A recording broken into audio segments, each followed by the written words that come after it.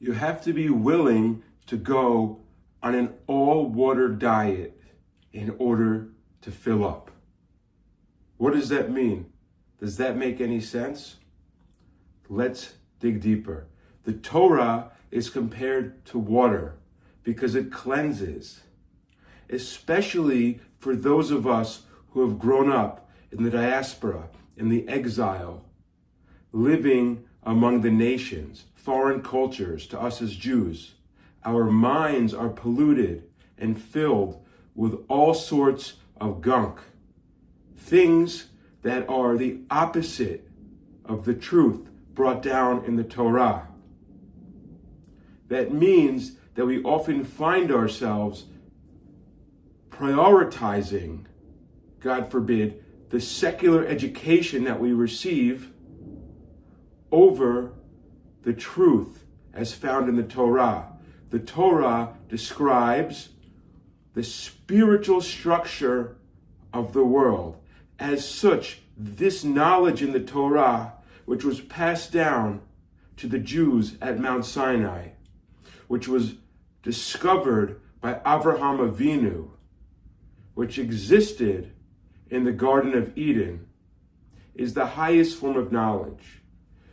Rabbi Lazer Brody brings this down in a very concrete way when he explains that there was an Israeli Supreme Court decision which said that matzah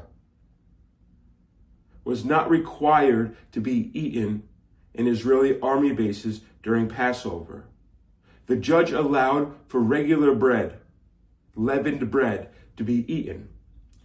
Rabbi Brody explains as follows. In total opposite of Greek philosophy, Torah scholarship is based on the fact that our feeble human intellect, as high as it might be on the IQ scale, is still human intelligence. Divine wisdom is far beyond the realm of limited human intellect and only begins where human logic reaches its upper limits. In that respect, a secular Supreme Court judge in Israel would encounter extreme difficulty in understanding a basic point in Torah jurisprudence. Why?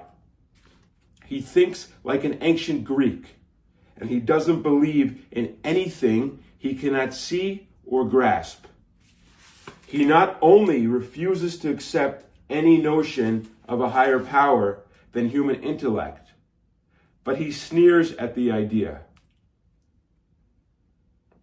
A classic case at hand was when Israel's Supreme Court Justice Yitzhak Amit agreed to allow one of Torah's most severe violations, chametz on Passover, leavened bread on army bases. In unprecedented arrogance and ridicule, he termed our holiday of Passover a 7-day matzah diet. So what you see here is this idea that Western civilization has posited the human as the center of the universe, God forbid. In reality, God is everything. Ein od milvado. There is nothing but God. When we adjust ourselves, we see that God must be at the center of our world if we are to see things clearly at the highest level, if we really want to understand.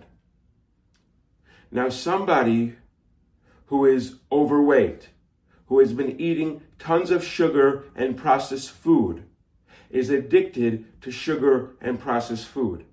If you tell them to go on a diet of natural foods, of whole foods, of vegetables, it's going to be very difficult. They're going to sneer at the idea.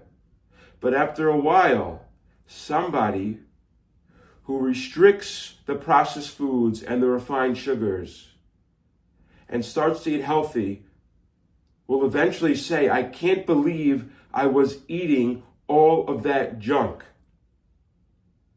They'll start to crave the pure, healthy, whole foods. They'll start to move through the world with more energy. with vigor, with excitement, with clarity. That's what a detox means.